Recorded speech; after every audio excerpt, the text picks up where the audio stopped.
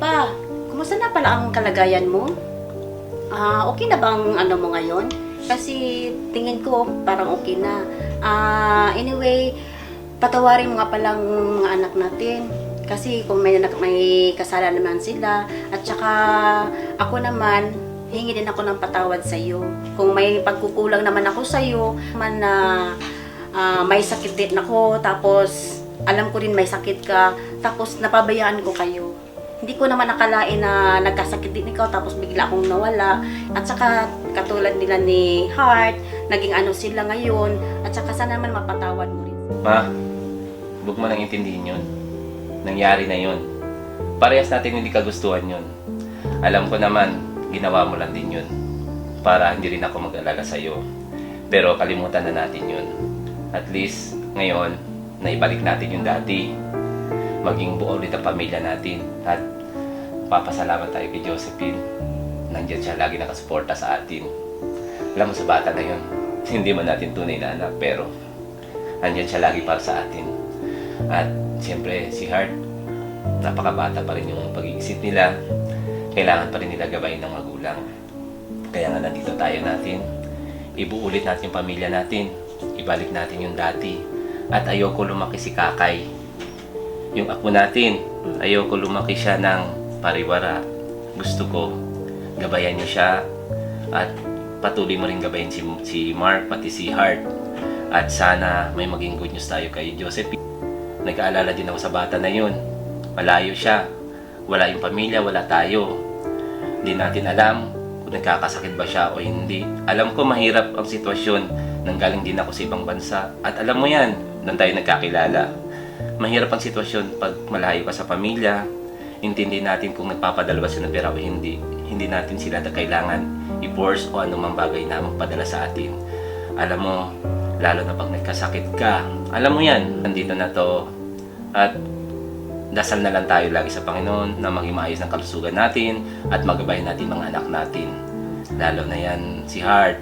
Alam mo, nag-iisang anak nila, nag-iisang apo natin, si Kakay. Saan na ba naman yung apo natin? Andyan sa baba, naglalaro na naman. Pero salamat na bumalik ka. Masaya rin ako na buo ulit ang pamilya. Isa lang ang pangarap ko, maging buo ulit ang pamilya natin, tulad ng dati. Yun lang, Ma. Hi, Ma! Hi! Ay, Dumating tayo. Gandang hapon po. Gandang Ay, hapon. Heart, kamusta? Baan kayo? Ayan. Kumusta na kayo? Kamusta na kayo? Kamusta na? Okay naman, ito nag-usap kami ng mama mo. Masaya na kami na bumabalik na ulit yung pamilya natin tulad ng dati. Papasensya ka na pa ha sa mga nangyari. Kasi parang nadala lang talaga ako sa emosyon nung time na yon. Tsaka promise ko sa'yo, alaga na kita ng ayos. Kung gala Heart, ganun lang talaga.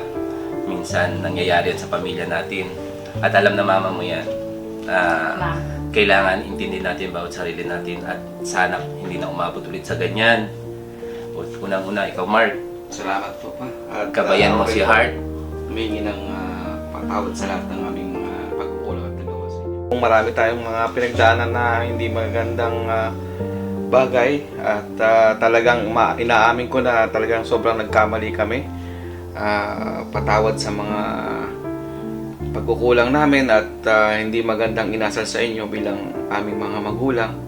Pinagsisisihan ko na po yun at bilang ako rin po ay magulang na dapat hindi nakikita po ni Kakay yung mga ganong bagay na lalo na sa aming mga magulang. Ay, Mark. Hindi na po maulit yun pa. Ito Mark, gusto ko lang gabayin niyo si Kakay. Asan mo si Kakay? ay, nakipaglaro doon sa mga kasama. Palakihin niyo siya ng maayos, may respeto, at may takot sa Panginoon. Yun ang importante. At huwag kayo magkalala. Ginagawa siguro ng ate niyo ng lahat para, kasi alam niyo naman, manghirap mahanap ng trabaho dito sa Pilipinas. O, dumating ang time na may maging good news tayo kay Joe. Excited na ako. Antay lang, dasal Basta lang. lahat ng mga pinagdaanan natin na hindi maganda noong nakaraan pa, kalimutan natin lahat yun. Kalimutan, magsimula tayo ulit. At maging masayang pamilya natin. Okay?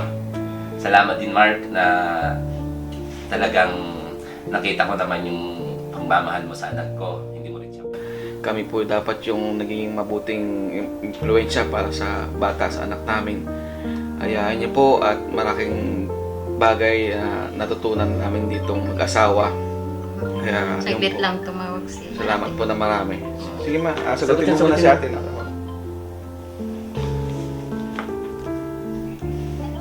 Ate, kamusta? Ate, kamusta? Mahina signal ni Wala, Diyos. may nasignal mo ate. Kamusta? Kasi ate. Hilang ang... Hello. Ang hina ng signal. Ang hina ng signal nyo. Ay, Joseph. Nandito Jo, sa- kamusta ka na? Kamusta ka dyan? Hello pa! Hello. Naku pa, na-miss ko na kayo pa! Ma! Si mama mo, magaling na rin. Opo. Maraming salamat talaga sa support mo. Sa mga, ayan, sa gastusin dito, maraming salamat. Wala problema, ma. Pa, nagpadala na pala ako para sa gamot nyo ni mama ha. Medyo mataas po ang padala nga ako kanina. Alan, si Art kukuha. Ito si Art Umala. Kukunin mamaya ni Art. Hello, Heart! Kumusta? Nandiyan pala kayo! Kumusta pa? Miss ko na kayo! Miss ko na agad kayo! Pa, may good news ako kay Heart at saka kay sa asawa niya kay Mark. Naku, pinaprocess na ang visa niya ng company namin. Oo, Heart! Makakapunta na kayo dito. Sobrang na-miss ko na kayo. Yan. Soon makakapunta na kayo. Aasikasuhin lang natin yung mga visa nyo. Then, ayusin ko na ang inyong pagpunta.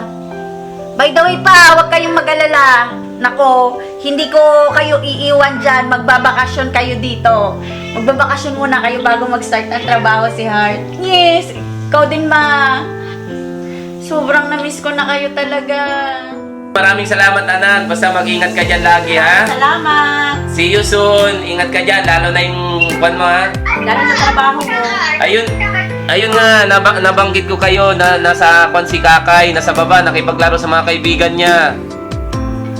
Ayun te, Ayun naman nami-miss ko ni pamangkin ko. ayan, Oh, ayan. idol ka nun eh. Ayun, salamat, sige. Bye-bye, mag-ingat ka dyan. Humina signal mo. Mag-ingat ka dyan, anak, ha? Bakitin ko si tatay sa puno. Ayan, nawala na yung ay tayo, putang Dubai. Bye. Salamat. Thank you, Lord. Thank you. Hindi tayo pinababayan ng Panginoon. Yan sinasabi ko sa inyo.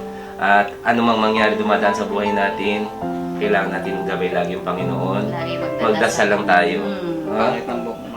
Sige. Salamat mga anak. Ma, thank you ulit, ma. Salamat din Salamat pa. po. Salamat po, Lord. Maraming salamat po sa mga blessings na dumadating. Makakapunta na po dito ang pamilya ko. Makakasama ko na ulit sila. Sobrang miss ko na po sila. Thank you, Lord po talaga.